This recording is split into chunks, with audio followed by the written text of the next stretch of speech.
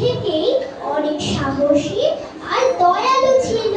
তার পাশাপাশি দুষ্টুমিতেও কম ছিল না। একদিন দুষ্টুমির শাস্তি হিসাবে তার মা ঘরে আটকে রাখলো। এক দৌড় দিয়ে জানলার পাশে এসে দেখলো এক বৃদ্ধা লোক এসে উঠানে এসে ভিক্ষে চাইছে। ও মা, আমাকে একটু ভিক্ষা দাও না। এই কথা শুনে বীরের চোখে জল মুছে ঠাকুমাটিকে করুণ সুরে ডাকলো, ঠাকুমা, ও ঠাকুমা, একটু দাঁড়াও।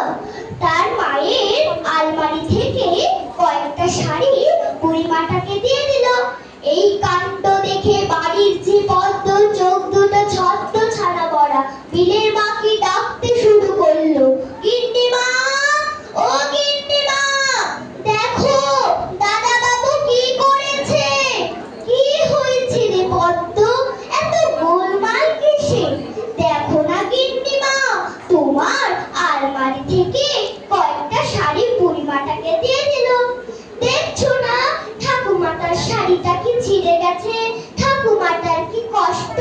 আর তুমিই তো বলেছো মা, ভক্তের সেবা করলে ভগবানকেই পাওয়া যায়। তুমি কোনো ভুল করনি বাবা, তুমি